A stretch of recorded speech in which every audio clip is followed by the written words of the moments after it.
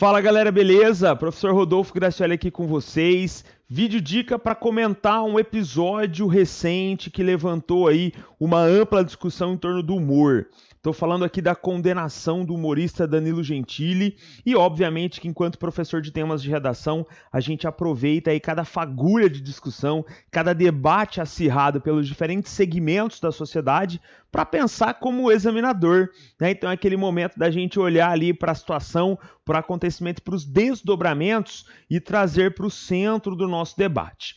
Logicamente que esse tema já apareceu em provas de redação.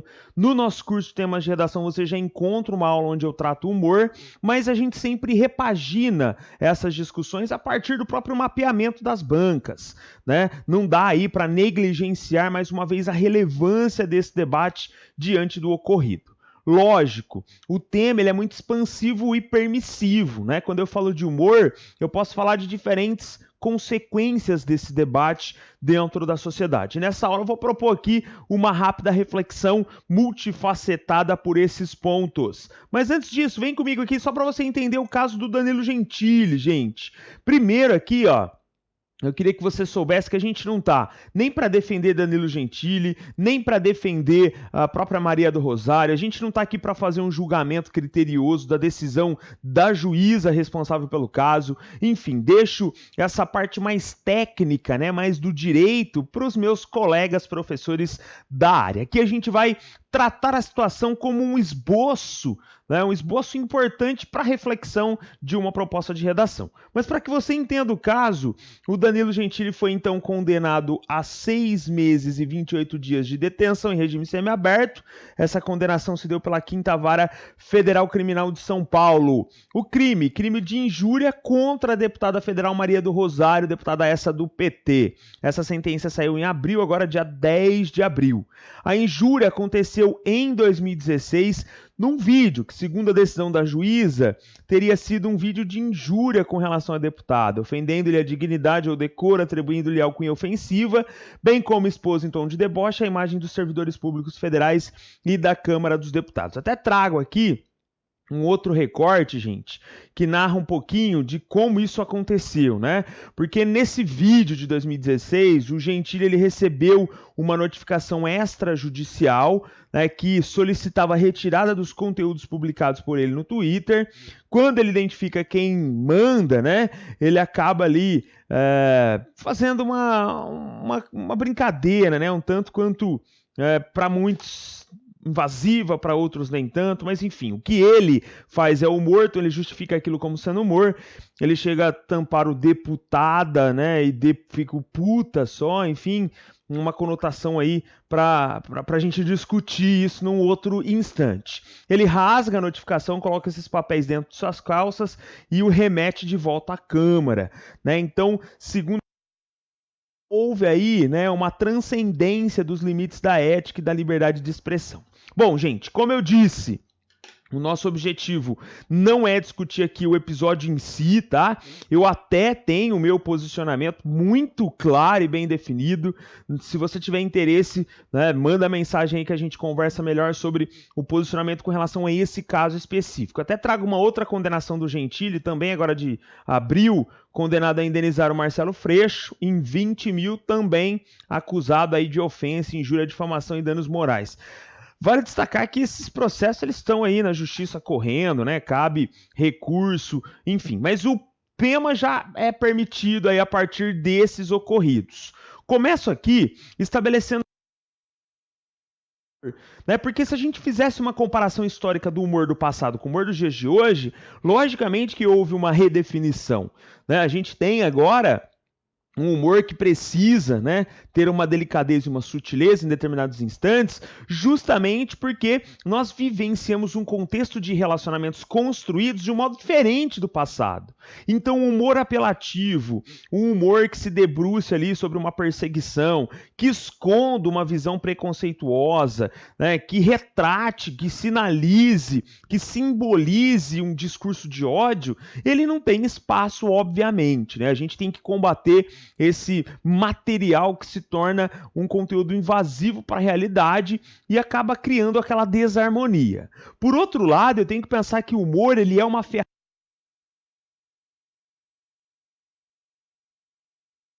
refletir sobre as questões do cotidiano. Não posso, em determinado instante, censurar essa prática, porque aí o prejuízo é para a própria sociedade. Então, muito provavelmente, a banca examinadora ela tende a apresentar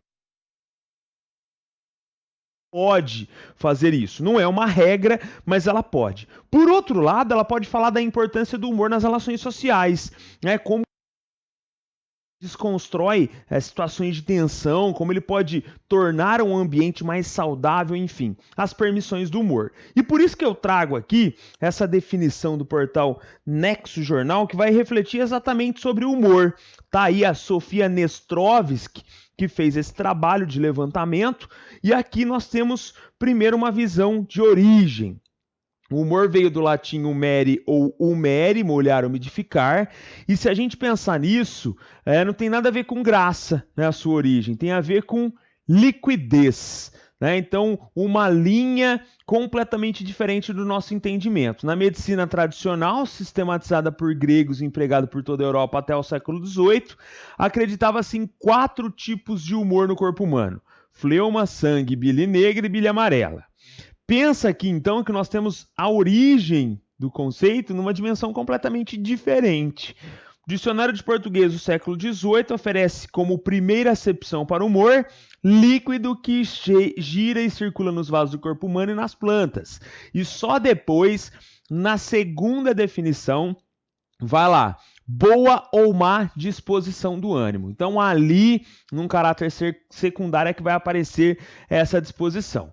Para a gente pensar, gente, do modo prático, né, da fisiologia, dos humores líquidos que definem essas tendências de ânimo ao indivíduo, a própria palavra passou a ser utilizada para pensar no estado geral, né, o bom humor ou o mau humor, assim como todas as esquisitices particulares das pessoas. Dessa forma, o que a gente pensa é que esses fluidos, né, essa ideia do líquido, é que vai dar origem a essa utilização da palavra humor. Então, um fato curioso para a gente pensar é que o humor ele tem, com certeza, essa evidência científica de traço fisiológico. E aqui, o que eu apresento como sugestões de temas são vários. Ó. Então tá lá, limites do humor no contexto da liberdade de expressão. É possível limitar o humor? Eu preciso aqui do quê? Preciso de um bom senso, eu preciso de uma legislação que cria essa baliza de um modo eficiente, eu preciso entender que essa liberdade de expressão ela é um dos pilares do Estado democrático de direito. Como que eu chego a essa constatação? Como que eu garanto um humor que seja reflexivo, resistência, crítica, mobilização, articulação, sem ceifar nenhuma das partes, né, sem que ninguém se sinta prejudicado. Então, preciso pensar numa justiça que realmente balize. Quando eu falo de uma interpretação da justiça, a subjetividade daquele que julga, do juiz, uma outra discussão que já apareceu também, porque aqui, ó, eu estou falando muitas vezes desse limite numa perspectiva bastante subjetiva.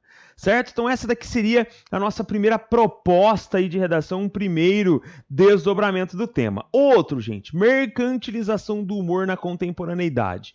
Aqui eu penso no humor vendável. No humor vendável. É a era dos stand-ups, né? A era onde os indivíduos muitas vezes falam óbvio para tentar fazer graça, porque hoje é difícil. Hoje as pessoas mercantilizam tudo, inclusive o humor, que você paga num show, paga a entrada de um show, o ingresso de um show para ir dar risada. Então, obviamente, você está predisposto àquela situação. E de que forma esse humor mercantilizado ele se projeta? Numa perspectiva realmente padronizada.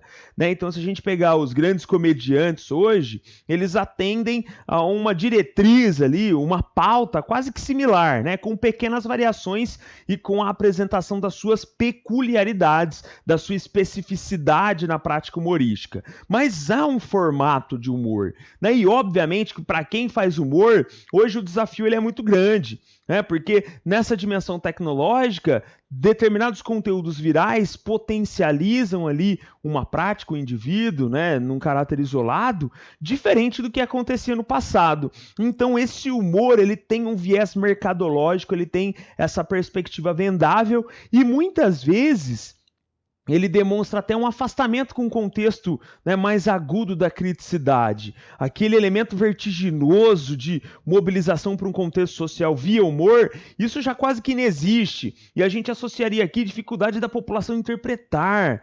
Né? Eu vejo isso muitas vezes, né, como sendo um problema da sociedade contemporânea, porque o humor ele tem que ser cada vez mais simples, né, para que ele seja digerido, para que ele se torne inteligível. Mas sim, há aí um processo de mercantilização que seria o humor vendável. A gente fala hoje de uma era dos memes, né, o que seria a memetização, os impactos dos memes no cotidiano. Gente, hoje o meme ele mobiliza a gente para um debate sobre criatividade, sobre informação, sobre originalidade. Quantos memes ganham destaque e levam informação com toda a convicção para as pessoas? Né? Tem gente que só sabe de tal caso, né? Por exemplo, a Betina lá, a empresa que vai responder por publicidade enganosa, propaganda enganosa, só sabe disso por conta de um meme que viralizou.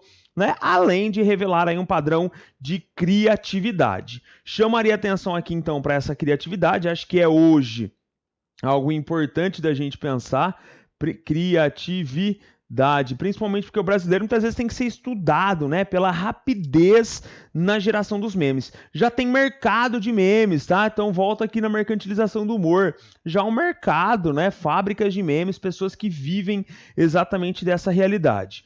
Humor como forma de transformação social e humor como desconstrução dos obstáculos cotidianos, assim como humor como ferramenta de politização, seria humor na questão social, humor nas relações sociais. De que forma o humor hoje ele pode transformar uma realidade, né?